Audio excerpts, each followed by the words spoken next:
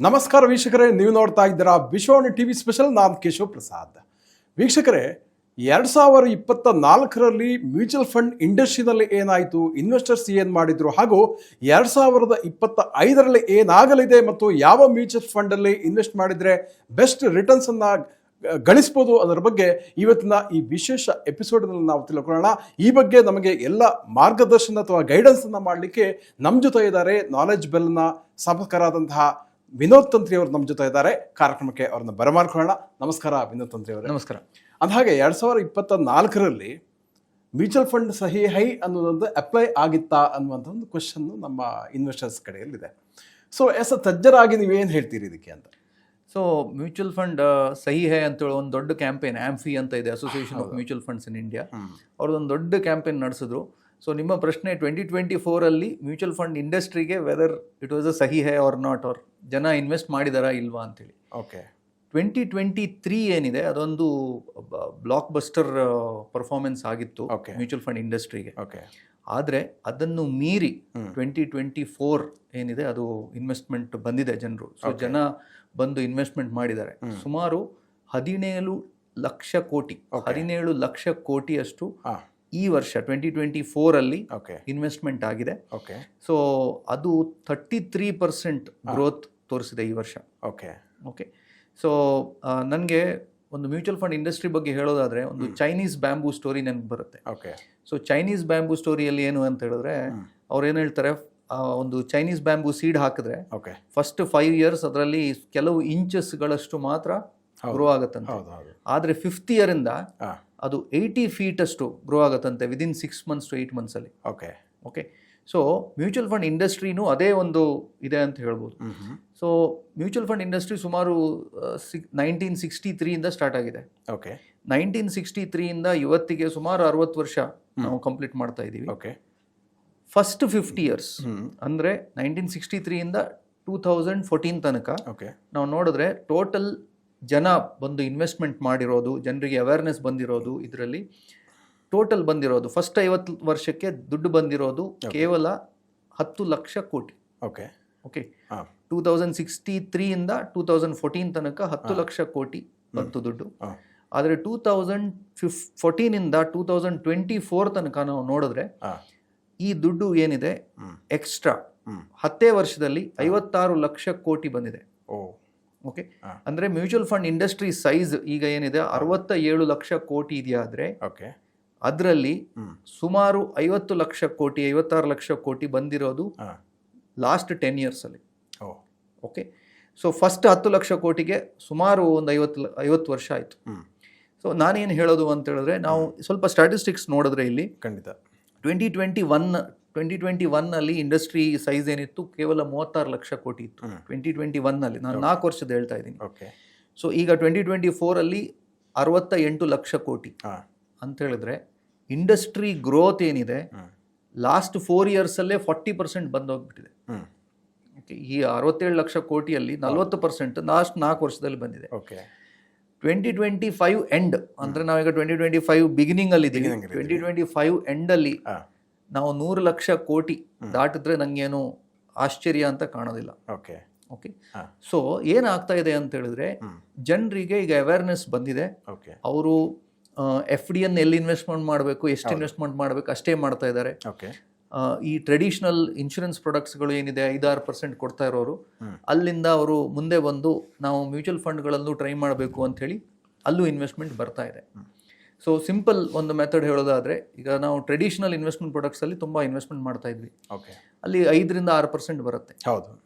ಯಾವುದೇ ಜನರಲಿ ಒಂದು insurance product 20 ವರ್ಷದ್ದು ನಾನು 1 ಲಕ್ಷ ರೂಪಾಯಿ 20 ವರ್ಷ ಇನ್ವೆಸ್ಟ್ಮೆಂಟ್ ಮಾಡಿದ್ರೆ ನನಗೆ 20 ವರ್ಷ ಆದಮೇಲೆ 40 ಲಕ್ಷ ರೂಪಾಯಿ ಸಿಗುತ್ತೆ, 40 lakhs ಸಿಗುತ್ತೆ. ನಾನು ಇನ್ವೆಸ್ಟ್ ಮಾಡಿದ್ದು 1 ಲಕ್ಷ ಇಂಟು 20 20 ಲಕ್ಷ 40 ಲಕ್ಷ ಸಿಗುತ್ತೆ. ಅದನ್ನೇ ನಾನು ಎಲ್ಲಾದರೂ ಮ್ಯೂಚುವಲ್ ಫಂಡಲ್ಲಿ ಇನ್ವೆಸ್ಟ್ಮೆಂಟ್ ಮಾಡಿ ನನ್ನ ಮ್ಯೂಚುವಲ್ ಫಂಡ್ ಲೋಯೆಸ್ಟ್ ರಿಟರ್ನ್ 12% ಮಾತ್ರ ಕೊಟ್ಟಿದೆ, ಆದರೆ 12-15% ಕೊಡುತ್ತೆ. 12-12% ರಿಟರ್ನ್ ಕೊಟ್ಟಿದೆ ಆದ್ರೂ ನನ್ನ 20 ಲಕ್ಷ ರೂಪಾಯಿ ಏನಿದೆ ಸುಮಾರು 80 ಲಕ್ಷದಿಂದ 1 ಕೋಟಿ 20 ಲಕ್ಷ ತನಕ ಬರೋ ರೇಂಜ್ ಬಂದಿದೆ. ಕರೆಕ್ಟ್. ಓಕೆ, ನೀವು ಹಿಸ್ಟಾರಿಕಲ್ ಡಾಟಾ ತೆಗೆದು ನೋಡಿದ್ರೆ. ಸೊ ಹೀಗಿರಬೇಕಾದ್ರೆ ಏನಾಗ್ತಾ ಇದೆ, ಯಾಕೆ ದುಡ್ಡು ಇಷ್ಟು ಮ್ಯೂಚುವಲ್ ಫಂಡ್ ಸಹಿ ಹೇ, ಹೌದು, ಯಾಕೆ ದುಡ್ಡು ಬರ್ತಾ ಇದೆ ಅಂತ ಹೇಳಿದ್ರೆ ಜನರಿಗೆ ಇದರ ರಿಟರ್ನ್ಸ್ ಒಂದು ಟೇಸ್ಟ್ ಆಗಿದೆ ಲಾಸ್ಟ್, ಸ್ಪೆಷಲಿ ಲಾಸ್ಟ್ 4 years ಅಲ್ಲಿ. ಸೊ ಇಂಡಸ್ಟ್ರಿ ಇದು ಹೀಗೆ ಗ್ರೋ ಆಗ್ತಾ ಇದೆ. ತುಂಬಾ ಜನ ಇದ್ರ ಬಗ್ಗೆ ಅವೇರ್ನೆಸ್ ತಗೊಂಡು ಇನ್ವೆಸ್ಟ್ಮೆಂಟ್ ಅನ್ನು ಸ್ಟಾರ್ಟ್ ಮಾಡ್ತಾ ಇದ್ದಾರೆ. ಓಕೆ, ಸೊ ಭಾಳ ಚೆನ್ನಾಗಿ ಹೇಳಿದ್ರು ಮ್ಯೂಚುವಲ್ ಫಂಡ್ ಇಂಡಸ್ಟ್ರಿ ಯಾವ ರೀತಿ ಗ್ರೋತ್ ಆಗ್ತಾ ಇದೆ ಅಂತ. ಅದಕ್ಕೊಂದು ಪೂರಕವಾಗಿ ಒಂದು ಅಂಕಿಅಂಶ ಹೇಳಿದ್ರೆ, ಕಳೆದ ಅಕ್ಟೋಬರ್ನಲ್ಲಿ 25,000 ಕೋಟಿಗೂ ಹೆಚ್ಚು ರೂಪಾಯಿ ಸಿಪ್ ಮೂಲಕ ಶೇರ್ ಪೇಟೆಗೆ ಬಂದಿರುವಂಥದ್ದು. ಸೊ ಇಂಥ ಒಂದು ದೊಡ್ಡ ಪ್ರಮಾಣದಲ್ಲಿ ಇನ್ವೆಸ್ಟ್ಮೆಂಟ್ ಬರ್ತಾ ಇರುವಂಥ ಸಂದರ್ಭದಲ್ಲಿ ನಾವು 2024 ಒಂದು ಡೆವಲಪ್ಮೆಂಟ್ ಅಂತ ನೋಡೋದಿದ್ರೆ ಏನೆಲ್ಲ ಡೆವಲಪ್ಮೆಂಟ್ ಆಯಿತು ಇಂಡಸ್ಟ್ರಿಯಿಂದ ಅಂತ ಹೇಳ್ತೀರಾ ಅಂತ ವೀಕ್ಷಕರಿಗೆ? ಸೊ ಇದರಲ್ಲಿ ನಾವು ನೋಡಬೇಕಾಗಿರೋದು ಫಸ್ಟ್ ಏನಂತ ಹೇಳಿದ್ರೆ, ವೀಕ್ಷಕರಿಗೆ ಬೇಕಾಗಿರೋದೇನು ಅಂತ ಹೇಳಿದ್ರೆ, ಹೆಚ್ಚು ಜನ ಎಲ್ಲಿ ದುಡ್ಡು ಹಾಕಿದ್ರು ಅಂತ ಹೇಳಿ. ಕರೆಕ್ಟ್. ಓಕೆ, ಹೆಚ್ಚು ಜನ ಎಲ್ಲಿ ದುಡ್ಡು ಹಾಕಿದ್ರು, ಯಾವ ಸ್ಕೀಮ್ಗಳಲ್ಲಿ ದುಡ್ಡು ಹೋಯ್ತು ಅಂತ ಹೇಳಿ. ಸೊ ನಾವು ಒಂದು ಜಸ್ಟ್ ಸ್ಟಡಿ ಮಾಡಿದ್ವಿ, ಸ್ಪೆಷಲಿ ಇಕ್ವಿಟಿ ಫಂಡ್ಸ್ ಮಾತ್ರ ನಾವು ಸ್ವಲ್ಪ ಸ್ಟಡಿ ಮಾಡಿದ್ವಿ. ಕರೆಕ್ಟ್. 2024 ನೋಡಿದ್ರೆ ಜನ ಸ್ವಲ್ಪ ಅತಿ ಆಶೆ ಕಡೆ ಹೋಗಿದ್ದಾರೆ. 28% ದುಡ್ಡು ಏನಿದೆ ಅದು ಸೆಕ್ಟರ್ ಫಂಡಿಗೆ ಮತ್ತು ಥಿಮ್ಯಾಟಿಕ್ ಫಂಡಿಗೆ ಹೋಗಿದೆ. ಸೆಕ್ಟರ್ ಫಂಡ್ ಅಂತ ಹೇಳಿದ್ರೆ ಮ್ಯೂಚುವಲ್ ಫಂಡ್ ಕ್ಯಾಟಗರಿಯಲ್ಲೇ ಸ್ವಲ್ಪ ಹೈ ರಿಸ್ಕ್ ಕ್ಯಾಟಗರಿ ಇರುವಂಥದ್ದು. ಸೊ 28% ಅಂದ್ರೆ 100 ರೂಪಾಯಲ್ಲಿ 2024 ಅಲ್ಲಿ 100 ರೂಪಾಯಿ ಹೊಸ ಇನ್ವೆಸ್ಟ್ಮೆಂಟ್ ಆಗಿದೆ. ಆದರೆ ಆ 100 ರೂಪಾಯಲ್ಲಿ 28 ರೂಪಾಯಿ ಏನಿದೆ ಥಿಮ್ಯಾಟಿಕ್ ಫಂಡ್ ಮತ್ತೆ ಸೆಕ್ಟರ್ ಫಂಡಿಗೆ ಹೋಗಿದೆ. ಮತ್ತೆ ಸುಮಾರು 38,000 crores ಆಲ್ಮೋಸ್ಟ್ ಮಲ್ಟಿ ಕ್ಯಾಪ್ ಫಂಡಿಗೆ ಹೋಗಿದೆ. ಅಪ್ರಾಕ್ಸಿಮೇಟ್ಲಿ 37,000 ಕೋಟಿ ಇನ್ನೊಂದು ಕ್ಯಾಟಗರಿ ಇದೆ ಫ್ಲೆಕ್ಸಿ ಕ್ಯಾಪ್ ಅಂತ ಹೇಳಿ, ಅದಕ್ಕೆ ಇನ್ವೆಸ್ಟ್ಮೆಂಟ್ ಹೋಗಿದೆ. ಸೊ ಅಂದ್ರೆ ಜನ ರಿಸ್ಕ್ ಅನ್ನ ತಗೊಂಡು ಹೆಚ್ಚು ರಿಟರ್ನ್ಸ್ ಅನ್ನ ಎಕ್ಸ್ಪೆಕ್ಟ್ ಮಾಡಿದ್ರ ಹೇಗೆ? ಹೌದು, ಜನರಿಗೆ ಸ್ವಲ್ಪ ಏನಾಗಿದೆ, ಲಾಸ್ಟ್ 4 years ಅಲ್ಲಿ ಮಾರ್ಕೆಟ್ ಒಂದು ನಮ್ಮನೆ ರಾಕೆಟ್ ಹೋದಂಗೆ ಹೋಗಿದೆ ಅಂತ ಹೇಳ್ಬೋದು. ಓಕೆ, ಸೊ ಹೀಗಿರ್ಬೇಕಾದ್ರೆ ಮಾರ್ಕೆಟ್ ಅಲ್ಲಿ ಹೊಸ ಇನ್ವೆಸ್ಟರ್ಸ್ ಬಂದಿದ್ದಾರೆ. ಅವರು ಮಾರ್ಕೆಟ್ ಕೆಳಗೆ ಹೋಗಿದ್ದು ನೋಡ್ಲೇ ಇಲ್ಲ. ಓಕೆ, 2020 ಬಂದವರು ಲಾಸ್ಟ್ 4 years ಅಲ್ಲಿ ಮಾರ್ಕೆಟ್ ಒನ್ ಸೈಡೆಡ್ ಮೇಲೆ ಹೋಗ್ತಾ ಇದೆ. ಸೊ ಸ್ವಲ್ಪ ಕರೆಕ್ಷನ್ ಬಂದ್ರೆ ಸ್ವಲ್ಪ ಹೆದರಿಕೆ ಆಗೋ ಚಾನ್ಸಸ್ ಇದೆ. ಬಟ್ ಸೆಕ್ಟರ್ ಸ್ಪೆಸಿಫಿಕ್ ರಿಟರ್ನ್ಸ್ ಅಂದ್ರೆ ಪಾಸ್ಟ್ ಪರ್ಫಾರ್ಮೆನ್ಸ್ ನೋಡಿ ಅವರು ಇನ್ವೆಸ್ಟ್ಮೆಂಟ್ ಮಾಡಿರಬಹುದು ಅಂತ ಹೇಳೋದು ಒಂದು. ಸೊ ಅದಕ್ಕೋಸ್ಕರ ನಿಮ್ಗೆ ಒಂದು ಪ್ರಾಪರ್ ಆಗಿ ಅಡ್ವೈಸರ್ ಒಟ್ಟಿಗೆ ಹೋಗ್ಬೇಕು. ಸೊ ಪಾಸ್ಟ್ ಪರ್ಫಾರ್ಮೆನ್ಸ್, ನೀವು ಮ್ಯೂಚುವಲ್ ಫಂಡ್ ಅಡ್ವರ್ಟೈಸ್ಮೆಂಟ್ ನೋಡಿದ್ರೆ ಅದ್ರಲ್ಲಿ ಇರುತ್ತೆ, ಪಾಸ್ಟ್ ಪರ್ಫಾರ್ಮೆನ್ಸ್ ನೋಡಿ ಇನ್ವೆಸ್ಟ್ಮೆಂಟ್ ಮಾಡಬೇಡಿ ಅಂತ ಹೇಳಿ. ಸೊ ಹೆಚ್ಚಿನ ಜನ ಸ್ವಲ್ಪ ಸೆಕ್ಟರ್ ಸ್ಪೆಸಿಫಿಕ್ ಮತ್ತೆ ಥಿಮ್ಯಾಟಿಕ್ ಫಂಡ್ಗಳಲ್ಲಿ ಇನ್ವೆಸ್ಟ್ಮೆಂಟ್ ಮಾಡಿದ್ದಾರೆ.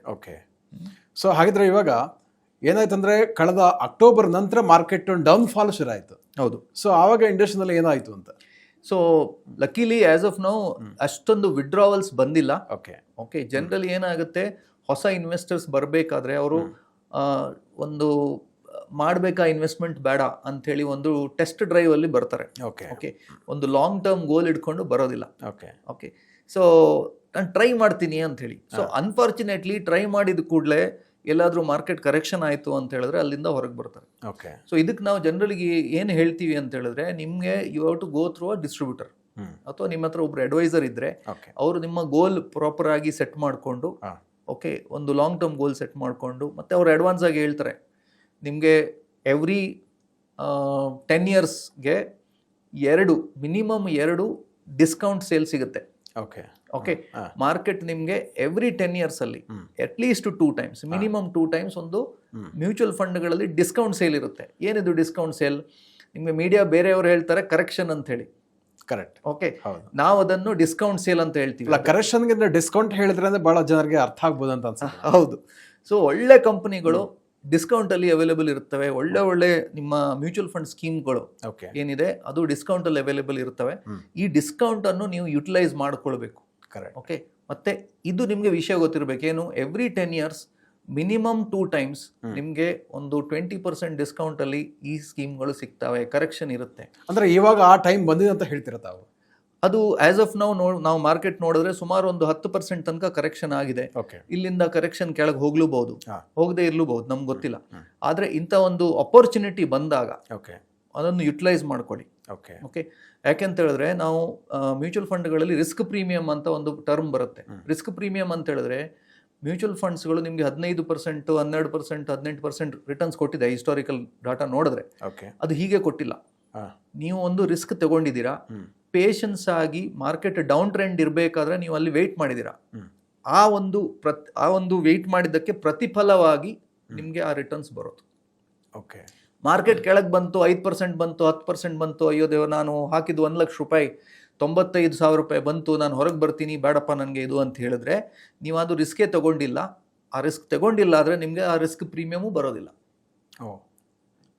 ಸೊ ಆ ರಿಟರ್ನ್ಸ್ ಬರಬೇಕಾದ್ರೆ ನೀವು ಆ ಡೌನ್ ಟ್ರೆಂಡಲ್ಲಿ ಇರಬೇಕಲ್ಲಿ. So that is the logic. So ಈ ಒಂದು ಲಾಸ್ಟ್ 3 months ಕರೆಕ್ಷನ್ ಏನಿದೆ ಇದರಲ್ಲಿ ಇನ್ವೆಸ್ಟರ್ಸು ಹೋಲ್ಡ್ ಮಾಡಬೇಕು. So as of now mutual ಫಂಡ್ಸ್ಗಳಲ್ಲಿ ಅಷ್ಟೊಂದು ವಿಡ್ರಾವಲ್ಸ್ ಬಂದಿಲ್ಲ. SIPಗಳು ತುಂಬ ಚೆನ್ನಾಗಿ ಕಂಟಿನ್ಯೂ ಹಾಕೊಂಡು ಹೋಗ್ತಾ ಇದ್ದಾವೆ. ಓಕೆ ಸರ್, ಹಾಗಿದ್ರೆ 2024ರಲ್ಲಿ ಯಾವ ರೀತಿಯ NFOಗಳು ಜನರಿಗೆ ಸಿಕ್ಕಿತ್ತು ಅಂತ ಮಾಹಿತಿಯನ್ನು ಹೇಳ್ತೀರಾ ಅಂತ? ಸೊ ಫಸ್ಟ್ NFO ಅಂತ ಹೇಳಿದ್ರೆ ಏನು ಅಂತ ಹೇಳಿದ್ರೆ ನ್ಯೂ ಫಂಡ್ ಆಫರ್ ಅಂತ ಹೇಳ್ತೀವಿ. ನ್ಯೂ ಫಂಡ್ ಆಫರ್ ಅಂತ ಹೇಳಿದ್ರೆ ಕೆಲವು ತುಂಬ ಮ್ಯೂಚುವಲ್ ಫಂಡ್ ಕಂಪ್ನಿಗಳು ಅವರ ಹೊಸ ಸ್ಕೀಮ್ಗಳನ್ನು ಲಾಂಚ್ ಮಾಡ್ತಾರೆ. ಓಕೆ, ಸೊ ಈ ಹೊಸ ಸ್ಕೀಮ್ಗಳನ್ನು ಲಾಂಚ್ ಮಾಡಬೇಕಾದ್ರೆ ಅವರು ತುಂಬ ಅಡ್ವರ್ಟೈಸ್ಮೆಂಟ್ ಮಾಡ್ತಾರೆ. ಅವರ ಒಂದು ಇನ್ವೆಸ್ಟ್ಮೆಂಟ್ ಸ್ಟೋರಿ ಏನಿದೆ, ಓಕೆ, ಏನು ಥೀಮ್ ಇದೆ, ಆ ಥೀಮನ್ನು ಅವರು ಪ್ರೆಸೆಂಟ್ ಮಾಡ್ತಾರೆ. ಓಕೆ, ಸೊ ಜನರಲಿ ಹೊಸ ಇನ್ವೆಸ್ಟರ್ಸ್ ಏನಿದ್ದಾರೆ ಈ ಒಂದು NFOಗಳಿಗೆ ಅಟ್ರಾಕ್ಟ್ ಆಗ್ತಾರೆ. ಓಕೆ, ಓಕೆ, ಸೊ ಸುಮಾರು ಈ ವರ್ಷ ಸುಮಾರು ನಾನು ಹೇಳೋದಾದ್ರೆ 154 ನ್ಯೂ ಸ್ಕೀಮ್ಸ್ಗಳು ಲಾಂಚ್ ಆಗಿದ್ದಾವೆ. ಓಕೆ, ಓಕೆ, ಹೊಸ ಸ್ಕೀಮ್ಸ್ಗಳು ಲಾಂಚ್ ಆಗಿದ್ದಾವೆ. ಓಕೆ, ಸೊ ಈ ಹೊಸ ಸ್ಕೀಮ್ಸ್ಗಳನ್ನು ನೋಡಿ ತುಂಬ ಇನ್ವೆಸ್ಟರ್ಸು ಬಂದಿದ್ದಾರೆ. ಅಲ್ಲ, ಅದೇ ರೀತಿ ಗೊಂದಲ ಆಗೋ ಚಾನ್ಸಸ್ ಇರುತ್ತಾ ಅಂತ, ಎಲ್ಲಿ ಇನ್ವೆಸ್ಟ್ ಮಾಡಬೇಕು ಅಂತ? ಹೌದು, ಗೊಂದಲ ಆಗೋ ಚಾನ್ಸಸ್ ಇದೆ. ಸೊ ಯಾಕಂತ ಹೇಳಿದ್ರೆ ಪ್ರತಿಯೊಂದು ನ್ಯೂ ಫಂಡ್ ಆಫರ್ ಇದ್ದು ಪ್ರೆಸೆಂಟೇಷನ್ ನಾವು ನೋಡಿದ್ರೆ ಓಕೆ ಇದೊಂದು ಸ್ಕೀಮ್ ಬಿಟ್ರೆ ಬೇರೆ ಸ್ಕೀಮ್ಗಳು ಯಾವುದು ಯೂಸಕ್ಕಿಲ್ಲ ಅಂತೇಳಿ ಕಂಡೋಗ್ ಆಗುತ್ತೆ. ಎಕ್ಸಾಕ್ಟ್ಲಿ. ಓಕೆ, ಸೊ ಅಷ್ಟು ಒಂದು ಡಾಟಾ ಅದರಲ್ಲಿ ಕೊಟ್ಟಿರ್ತಾರೆ. ಓಕೆ, ಓಕೆ, ಸೊ ಈ ಸಲ ಏನಾಗಿದೆ 154 ಹೊಸ ಸ್ಕೀಮ್ಗಳು ಲಾಂಚ್ ಮಾಡಿದ್ದಾರೆ. ಅದರಲ್ಲಿ 90 ಸ್ಕೀಮ್ಸ್ಗಳು ಇಂಡೆಕ್ಸ್ ಫಂಡ್, ಪ್ಯಾಸಿವ್ ಫಂಡ್ಸ್ ಅಂತ ಇದೆ. ಓಕೆ, ಅದೊಂದು ಕ್ಯಾಟಗರಿ, ಅಲ್ಲಿ ದುಡ್ಡು ಬಂದಿದೆ. ಸೊ ಹೈಯೆಸ್ಟ್ ಒಂದು ಅಮೌಂಟ್ ಬಂದಿರೋದು ಟೋಟಲ್ ನೀವು ನೋಡಿದ್ರೆ ಮ್ಯೂಚುವಲ್ ಫಂಡ್ ಇಂಡಸ್ಟ್ರಿಯಲ್ಲಿ NFO ಮುಖಾಂತರ ಬಂದಿರೋದು 96,000 ಕೋಟಿ. 96,000 ಕೋಟಿ ಬಂದಿದೆ. ಸೊ ಇದರಲ್ಲಿ ಒಂದೇ ಸ್ಕೀಮಿಗೆ HDFC ಮ್ಯೂಚುವಲ್ ಫಂಡ್ ಇದೊಂದು ಸ್ಕೀಮ್ ಇತ್ತು, ಅದಕ್ಕೆ 9,560 ಕೋಟಿ, 9,560 ಕೋಟಿ. ಓಕೆ, ಓಕೆ, ಅಷ್ಟು ದುಡ್ಡು ಬಂತು. ಯಾಕೆ ಆ ಸ್ಕೀಮ್ಗೆ ಅಷ್ಟೊಂದು ದೊಡ್ಡ ಪ್ರಮಾಣದ ಹಣ ಬಂತು ಅಂತ? ಸೊ ಅದು ಬೇಸಿಕ್ಲಿ ಅವ್ರದ್ದು ಮ್ಯಾನುಫ್ಯಾಕ್ಚರಿಂಗ್ ಇಂಡಸ್ಟ್ರಿದು ಥೀಮ್ ಇತ್ತು. ಓಕೆ, ಸೊ ಈಗ ನೀವು ಗೌರ್ಮೆಂಟ್ ನೋಡಿದ್ರು ಅಥವಾ ಬೇರೆ ಕಂಟ್ರಿಯವರು ಈಚೆ ಬಂದು ನಮ್ಮ ಕಂಟ್ರಿಯಲ್ಲಿ ಬಂದು ಇನ್ವೆಸ್ಟ್ಮೆಂಟ್ ಮಾಡ್ತಾ ಇರೋದು most of the investments infrastructure manufacturing ಇಂಡಸ್ಟ್ರಿಯಲ್ಲಿ ಹೋಗ್ತಾ ಇದೆ. ಕರೆಕ್ಟ್. ಸೊ ಈ ಸ್ಟೋರಿ ಜನರಿಗೆ ತುಂಬ ಒಂದು ಅಪೀಲಿಂಗ್ ಆಯಿತು ಅಂತ ಕಾಣುತ್ತೆ. ಓಕೆ, ಸೊ ಅದರಿಂದ ದುಡ್ಡು ಮ್ಯಾನುಫ್ಯಾಕ್ಚರಿಂಗ್ ಇಂಡಸ್ಟ್ರಿ ಸ್ಕೀಮ್ಸ್ಗಳಲ್ಲಿ ಹೆಚ್ಚು ಹೋಗಿದೆ. ಓಕೆ, ಓಕೆ, ಸೊ ಆದರೆ ನಾವು ಏನು ಹೇಳ್ತೀವಿ ಅಂತ ಹೇಳಿದ್ರೆ NFOಗಳಲ್ಲಿ ಒಂದು ಲಿಮಿಟೆಡ್ ಇನ್ವೆಸ್ಟ್ಮೆಂಟ್ ಮಾತ್ರ ಮಾಡಿ, ಥಿಮ್ಯಾಟಿಕ್ಸ್ ಫಂಡ್ಗಳಲ್ಲಿ ಅಥವಾ ಒಂದು ಸೆಕ್ಟರ್ ಫಂಡ್ಗಳಲ್ಲಿ ನಿಮ್ಮ ಅತಿ ಹೆಚ್ಚಿನ ಹೂಡಿಕೆ ಇರಬಾರ್ದು. ಓಕೆ, ಒಂದು ಡೈವರ್ಸಿಫೈಡ್ ಸ್ಕೀಮ್ಸ್ಗಳಲ್ಲಿ ಇರಬೇಕು. ಸೊ ಲಾಂಗ್ ಟರ್ಮ್ ಇನ್ವೆಸ್ಟ್ಮೆಂಟ್ ಮಾಡ್ತಾ ಇರಬೇಕಾದ್ರೆ, ಯಾಕಂತ ಹೇಳಿದ್ರೆ ಥೀಮ್ಗಳು probability every 3 years 4 years change ಆಗ್ತಾ ಇರುತ್ತೆ. ನೀವು ಇನ್ವೆಸ್ಟ್ಮೆಂಟ್ ಮಾಡಿದ್ದು 10-15 ವರ್ಷಕ್ಕಾದ್ರೆ ಈ ಥೀಮ್ಗಳು ಎವ್ರಿ 3 years 4 years ಚೇಂಜ್ ಆಗ್ತಾ ಇದೆಯಾ ಆದರೆ ನಿಮಗೆ ಆಗ ಪ್ರಾಬ್ಲಮ್ ಆಗೋ ಚಾನ್ಸಸ್ ಇದೆ. ಹೌದು ಸರ್. ಹಾಗಿದ್ರೆ 2025ರಲ್ಲಿ ಯಾವ ಮ್ಯೂಚುವಲ್ ಫಂಡ್ ಬೆಸ್ಟ್ ಅನ್ನುವಂಥದ್ದು ಪ್ರಶ್ನೆ ನಮ್ಮ ವೀಕ್ಷಕರನ್ನು ಕಾಡ್ತಾ ಇದೆ. ತಜ್ಞರಾಗಿ ಏನು ಹೇಳ್ತೀರಿ? ಸೊ ಫಸ್ಟ್ ಏನಂತ ಹೇಳಿದ್ರೆ ಇದೊಂದು ವೆರಿ ಟ್ರೆಂಡಿಂಗ್ ಕ್ವೆಶನ್ ಅಂತ ನಾನು ಹೇಳ್ಬೋದು. ಇನ್ನು ಈ ಒಂದು ತಿಂಗಳಲ್ಲಿ 2025 ಜಾನ್ವರಿಯಲ್ಲಿ ಸುಮಾರು ಸಾವಿರಾರು ಆರ್ಟಿಕಲ್ಸ್ಗಳು ಇದ್ರ ಮೇಲೆ ಬರ್ತವೆ, ಸಾವಿರಾರು ವಿಡಿಯೋಸ್ಗಳು ಇದ್ರ ಮೇಲೆ ಬರ್ತವೆ. ಕರೆಕ್ಟ್. ಆದರೆ ಈ ಪ್ರಶ್ನೆ 2025 ಯಾವ ಸ್ಕೀಮ್ಗಳಲ್ಲಿ ಇನ್ವೆಸ್ಟ್ಮೆಂಟ್ ಮಾಡಬೇಕು ಅಂತ ಒಂದು ಪ್ರಶ್ನೆ ಏನಿದೆ, ಇದಕ್ಕೊಂದು ನಂದು ಆಪೋಸಿಟ್ ಕ್ವೆಶನ್. ಓಕೆ, ಏನು ಅಂತ ಹೇಳಿದ್ರೆ ಈಗ ನಾವು ಇನ್ವೆಸ್ಟ್ಮೆಂಟ್ ಮಾಡ್ತಾ ಇರೋದು 2025ಗೋಸ್ಕರನ ಅಥವಾ 2035ಗೋಸ್ಕರ? 35ಗೆ. ಕರೆಕ್ಟ್. ಈಗ ನಾವು ಮ್ಯೂಚುವಲ್ ಫಂಡ್ ಇನ್ವೆಸ್ಟರ್ಸ್ ಬಂದರೆ ನಾವೇನು ಹೇಳ್ತೀವಿ, 10 ವರ್ಷ ಮಿನಿಮಮ್ ಇನ್ವೆಸ್ಟ್ಮೆಂಟ್ ಮಾಡಿ ಅಂತ ಹೇಳಿ. ಈಗ 10 ವರ್ಷ ಇನ್ವೆಸ್ಟ್ಮೆಂಟ್ ಮಾಡಬೇಕಾದ್ರೆ ನನಗೆ 2025 ಬೆಸ್ಟ್ ಫಂಡ್ ಇದ್ದು ಏನು ಯೂಸೇ ಇಲ್ಲ. ಕರೆಕ್ಟ್. ಕರೆಕ್ಟ್.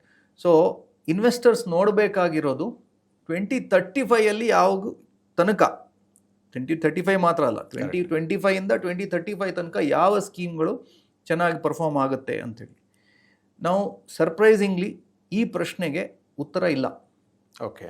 ಯಾಕೆ ಅಂತ ಹೇಳಿದ್ರೆ 2025 ತನಕ ಯಾವ ಸೆಕ್ಟರ್ಗಳು ಚೆನ್ನಾಗಾಗುತ್ತೆ, ಕರೆಕ್ಟ್, ಯಾವ ಪರ್ಟಿಕ್ಯುಲರ್ ಫಂಡ್ ಮ್ಯಾನೇಜರ್ಸ್ ಚೆನ್ನಾಗಿ ಮಾಡ್ತಾರೆ, ಕೆಲವು ಸ್ಕೀಮ್ಗಳು ಇನ್ನೂ ಲಾಂಚ್ ಆಗ್ಬೋದು, ಆ ಸ್ಕೀಮ್ಗಳು ಇರದೇ ಇರ್ಬೋದು. ಸೊ ಇದಕ್ಕೆ ಒಂದು ಪ್ರತಿಯೊಂದು ಆನ್ಸರ್ ಇಲ್ಲ. ನಾನು ಈ ಪ್ರಶ್ನೆಗೆ ಆನ್ಸರ್ ಹುಡ್ಕೋಣ ಅಂಥೇಳಿ ಒಂದು ಬ್ಯಾಕ್ ಟೆಸ್ಟಿಂಗ್ ಅಂತ ಹೇಳ್ತೀವಿ ನಾವು. ನಾನೇನು ಮಾಡಿದೆ, 2020 ಕೆಲವು ವಿಡಿಯೋಸ್ ಬಂದಿತ್ತು, 2020 ಬೆಸ್ಟ್ ಇನ್ವೆಸ್ಟ್ಮೆಂಟ್ ಅಂತೇಳಿ ವಿಡಿಯೋಸ್ ಬಂದಿತ್ತು, 2021 ಬಂದಿತ್ತು, 2022 ಬಂದಿತ್ತು, ಹೀಗೇನೆ. ಸೊ ಈ ಎಲ್ಲ ವಿಡಿಯೋಗಳು ತೆಗೆದು ನೋಡಿದ್ರೆ ನೀವು ಆ ವಿಡಿಯೋಗಳಲ್ಲಿ ಅವ್ರು ಹೇಳ್ತಾ ಇರೋ ಒಂದು ಸ್ಕೀಮ್ ಹೆಸರುಗಳು ಇವತ್ತು ಟಾಪಲ್ಲಿ ಇಲ್ಲ. ಓಕೆ, ಸೊ ಟಾಪಲ್ಲಿ ಇರಬೇಕಂತ ಏನೂ ಇಲ್ಲ. ಯಾಕಂತ ಹೇಳಿದ್ರೆ ಮಾರ್ಕೆಟ್ ತುಂಬ ಡೈನಾಮಿಕ್ ಆಗಿರುತ್ತೆ. ಸೊ ಈ ಡೈನಾಮಿಕ್ ಮಾರ್ಕೆಟಲ್ಲಿ ಇನ್ವೆಸ್ಟರ್ಸ್ ಏನು ಮಾಡಬೇಕು ಅಂತ ಹೇಳೋ ಪ್ರಶ್ನೆ. ಸೊ ಪ್ರಶ್ನೆ ಯಾವ ಸ್ಕೀಮ್ ಒಳ್ಳೆಯದು ಅಂತಲ್ಲ. ಸೊ ನಾವು ಹೇಳ್ತೀವಿ ಯಾವಾಗಲೂ, it is not about money management, it is about mind management ಅಂತ ಹೇಳಿ. ಕರೆಕ್ಟ್. ಸೊ ಯಾವ ಸ್ಕೀಮ್ ಒಳ್ಳೇದಿದೆ ಅಂತ ಹೇಳೋದಕ್ಕಿಂತ ನಾವು ಏನು ಡಿಸಿಪ್ಲಿನ್ ಆಗಿ ಫಾಲೋ ಮಾಡಬೇಕು ಅದನ್ನು ಇಂಪಾರ್ಟೆಂಟ್ ಆಗಿ ಹೇಳ್ಬೋದು ಅಂತ ಹೇಳ್ತೀನಿ. ಸೊ ಇನ್ವೆಸ್ಟರ್ಸ್ ಆಗಿ ಡಿಸಿಪ್ಲಿನ್ಡ್ ಆಗಿ ಇರಬೇಕು. ಅದರಲ್ಲಿ ಅವರು ಫುಲ್ ಮಾರ್ಕ್ ಬರಬೇಕು. ಓಕೆ, ನಿಮ್ಮ ಎಕ್ಸ್ಪೆಕ್ಟೇಷನ್ಸ್ ಏನು ಅದನ್ನು ಲಿಮಿಟೆಡ್ ಆಗಿ ಇಟ್ಕೊಳ್ಬೇಕು. ಯಾಕಂದರೆ ಒಂದು ಇನ್ವೆಸ್ಟರ್ಸ್ ಬರಬೇಕಾದ್ರೆ ಅವರು ಇನ್ವೆಸ್ಟ್ಮೆಂಟ್ ಕ್ಯಾಪ್ ಹಿಡ್ಕೊಂಡು ಹಾಕ್ಕೊಂಡು ಬರಬೇಕು. ಅವರು ಟ್ರೇಡರ್ ಕ್ಯಾಪ್ ಹಾಕ್ಕೊಂಡು ಬಂದರೆ ಅವರಿಗೆ ಇದ್ರ ಇಂಡಸ್ಟ್ರಿಯಲ್ಲಿ ದುಡ್ಡು ಮಾಡ್ಲಿಕ್ಕೆ ಆಗೋದಿಲ್ಲ.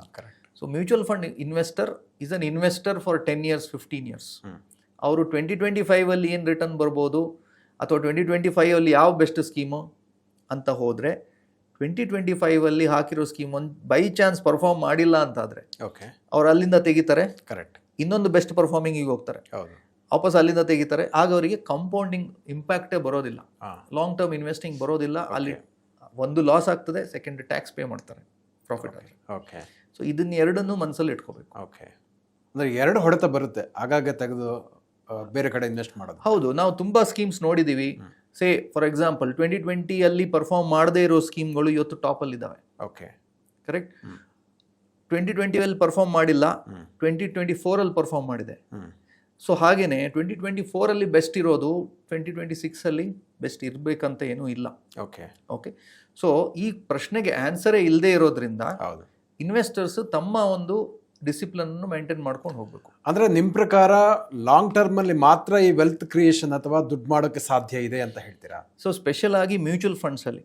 ಓಕೆ, ಮ್ಯೂಚುವಲ್ ಫಂಡ್ಸ್ ಅಲ್ಲಿ ಇನ್ವೆಸ್ಟರ್ಸು ಏನು ಮಾಡಬೇಕು ಅಂತ ಹೇಳಿದ್ರೆ, ಪಾಯಿಂಟ್ ನಂಬರ್ 1, ಸೊ 12% ಎಕ್ಸ್ಪೆಕ್ಟೇಷನ್ ಇಟ್ಕೊಳ್ಳಿ. ನಿಮಗೆ 12% ರಿಟರ್ನ್ ಬಂತು 10 ವರ್ಷಕ್ಕೆ. It's a fantastic return. Okay, ನಿಮ್ಮ ಗೋಲ್ ಫಿಕ್ಸ್ ಮಾಡ್ಕೊಳ್ಳಿ, ಅದರ ಪ್ರಕಾರ ಇನ್ವೆಸ್ಟ್ಮೆಂಟ್ ಮಾಡಿ. ಒಂದು. Second, invest in all market caps. ಈಗ ನಿಮಗೆ ಗೊತ್ತಿರಬೇಕು, ತುಂಬ ಜನರಿಗೆ ಮ್ಯೂಚುವಲ್ ಫಂಡಲ್ಲಿ small cap, mid cap, large cap ಅಂತ ಇದೆ, ಹಾಗೆಯೇ ಫ್ಲೆಕ್ಸಿ ಕ್ಯಾಪ್ ಅಂತ ಇದೆ, ಹಾಗೆಯೇ ಮಲ್ಟಿ ಕ್ಯಾಪ್ ಅಂತ ಇದೆ. ಈ ಎಲ್ಲ ಒಂದು ಸೆಕ್ಟರ್ಗಳಲ್ಲಿ ಅಥವಾ ಒಂದು ಮಾರ್ಕೆಟ್ ಕ್ಯಾಪಿಟಲೈಸೇಷನ್ಗಳಲ್ಲಿ ಇನ್ವೆಸ್ಟ್ಮೆಂಟ್ ಮಾಡಿ. It is the second rule. Expect to discount sale in every 10 years. Okay, ಈ ಡಿಸ್ಕೌಂಟ್ ಸೇಲ್ 20% ತನಕ ಇರ್ಬೋದು. ಓಕೆ, ನಾವು ಇದನ್ನು ಡಿಸ್ಕೌಂಟ್ ಸೇಲ್ ಅಂತ ಹೇಳ್ತೀವಿ, ನಾವು ಇದನ್ನು ಗೋಲ್ಡನ್ ಆಪರ್ಚುನಿಟಿ ಅಂತ ಹೇಳ್ತೀವಿ. ಓಕೆ, ಸೊ ಇದು ಕರೆಕ್ಷನ್ ಅಂತ ಹೇಳ್ತಾರೆ ಇದಕ್ಕೆ. ಸೊ ಮಾರ್ಕೆಟ್ ಒಂದು ಸೈಡಲ್ಲಿ ಮೇಲೆ ಹೋಗೋದಿಲ್ಲ, ಎವ್ರಿ ಟೈಮ್ ಅದೊಂದು ಓವರ್ ವ್ಯಾಲ್ಯೂಯೇಷನ್ ಆಗಿ ಒಂದು ಕರೆಕ್ಷನ್ ಬರುತ್ತೆ. ಸೊ ಮಾರ್ಕೆಟ್ ಒಂದು ಈ ಕರೆಕ್ಷನಲ್ಲಿ ಇದ್ದವರಿಗೆ ಮಾತ್ರ ಮಾರ್ಕೆಟ್ ಪ್ರತಿಫಲ ಕೊಡುತ್ತೆ, ರಿಟರ್ನ್ಸ್ ಕೊಡುತ್ತೆ. ಸೊ ಇದು point number 3. So have an opportunity fund and ಏನು ಹೇಳ್ತಾರೆ, ಒಂದು ಕಂಟಿಂಜೆನ್ಸಿ ಫಂಡ್, ಒಂದು ತಾತ್ಕಾಲಿಕ ಏನು ಹೇಳ್ತಾರೆ ಎಮರ್ಜೆನ್ಸಿ ಫಂಡ್ ಅಂತ ಹೇಳ್ತೀವಿ, ಅದನ್ನು ಇಟ್ಕೋಬೇಕು. ಹಾಗೇನೆ ಒಂದು ಆಪರ್ಚುನಿಟಿ ಫಂಡ್ ಅಂತ ಇಟ್ಕೋಬೇಕು. ಆಪರ್ಚುನಿಟಿ ಫಂಡ್ ಅಂತ ಹೇಳಿದ್ರೆ, ಈಗ ಮಾರ್ಕೆಟ್ ಬಿದ್ದಿದೆ, ನನ್ನ ಹತ್ರ ದುಡ್ಡಿಲ್ಲ ಹಾಕ್ಲಿಕ್ಕೆ. ಕರೆಕ್ಟ್. ಸೊ ಹಂಗಾಗ್ಬಾರ್ದು. ಸೊ ಎಲ್ಲನೂ ನನಗೆ ಒಂದು 20,000 ರೂಪಾಯಿ ಅಥವಾ 30,000 ರೂಪಾಯಿ ಒಂದು SIP ಮಾಡೋ ಕೆಪಾಸಿಟಿ ಇದೆಯಾ ಆದರೆ, ನಾನು 20,000 ರೂಪಾಯಿ ಅಥವಾ 30,000 ರೂಪಾಯಿನ ಕಂಪ್ಲೀಟ್ಲಿ ಇಕ್ವಿಟಿಯಲ್ಲೇ ಹಾಕೋದಲ್ಲ, ಒಂದು 5,000 ರೂಪಾಯಿದು ಆಪರ್ಚುನಿಟಿ ಫಂಡಿಗೆ ತೆಗೆದಿಡಬೇಕು. ಎಮರ್ಜೆನ್ಸಿ ಫಂಡ್ ಇರ್ಬೋದು, ಆಪರ್ಚುನಿಟಿ ಫಂಡ್ ಇರ್ಬೋದು. ಸೊ ಹೀಗೆ 20% ಮಾರ್ಕೆಟ್ ಬಿದ್ದಾಗ ಅದ್ರದ್ದು ಅಡ್ವಾಂಟೇಜ್ ತಗೋಬೇಕಾದ್ರೆ ಇದನ್ನು ತೆಗೆದು ಅಲ್ಲಿ ಎಡಿಷನ್ ಮಾಡಬೇಕು. ಸೊ ಈ ಒಂದು 4 ಪಾಯಿಂಟ್ಸ್ ನಾವು ಮನಸ್ಸಲ್ಲಿ ಇಟ್ಕೋಬೇಕು. ಮತ್ತೊಂದು ಇಂಪಾರ್ಟೆಂಟ್ ಪಾಯಿಂಟ್, ನಿಮ್ಮ ಇನ್ವೆಸ್ಟ್ಮೆಂಟ್ ಮಾಡಬೇಕಾದ್ರೆ ನಿಮಗೆ ರಿಸ್ಕ್ ಪ್ರೊಫೈಲಿಂಗ್ ಮಾಡ್ಕೊಳ್ಳಿ. ನಿಮ್ಮ ಅಡ್ವೈಸರ್ ಯಾರಿದ್ದಾರೆ ಅಥವಾ ನಿಮ್ಮ ಮ್ಯೂಚುವಲ್ ಫಂಡ್ ಡಿಸ್ಟ್ರಿಬ್ಯೂಟರ್ ಯಾರಿದ್ದಾರೆ, ಅವರು ನಿಮಗೆ ಕರೆಕ್ಟಾಗಿ ಗೈಡ್ ಮಾಡ್ತಾರೆ. ನಮ್ಮ ವೀಕ್ಷಕರಿಗೆ 2024ರಲ್ಲಿ ಮ್ಯೂಚುವಲ್ ಫಂಡ್ ಇಂಡಸ್ಟ್ರಿ ಹೇಗಿತ್ತು ಮತ್ತು 2025ರಲ್ಲಿ ಮುಖ್ಯವಾಗಿ ಯಾವ ರೀತಿಯ ಇನ್ವೆಸ್ಟ್ಮೆಂಟ್ ಒಂದು ಸೈಕಾಲಜಿ ಅಂತಲೇ ಹೇಳ್ಬೋದು. ಸೊ ಅದನ್ನು ಇಟ್ಕೊಳ್ಬೇಕು, ಮುಖ್ಯವಾಗಿ ಲಾಂಗ್ ಟರ್ಮ್ ವಿಷನನ್ನು ಇಟ್ಕೊಳ್ಬೇಕು ಅನ್ನೋದ್ರ ಬಗ್ಗೆ ಸಾಕಷ್ಟು ಉಪಯುಕ್ತ ಮಾಹಿತಿಯನ್ನು ತಿಳಿಸಿಕೊಟ್ಟಿದ್ದೀರಿ. ಅದಕ್ಕಾಗಿ ಧನ್ಯವಾದಗಳು ಸರ್. ಧನ್ಯವಾದ. ವೀಕ್ಷಕರೇ, ಇಂತಹ ಮತ್ತಷ್ಟು ಉಪಯುಕ್ತ ವಿಡಿಯೋಗಳಿಗೋಸ್ಕರ ವಿಶ್ವವಾಣಿ TV ಸ್ಪೆಷಲ್ ಯೂಟ್ಯೂಬ್ ಚಾನಲನ್ನು ವೀಕ್ಷಿಸಿ ಹಾಗೂ ಸಬ್ಸ್ಕ್ರೈಬ್ ಮಾಡಿ. ವಂದನೆಗಳು.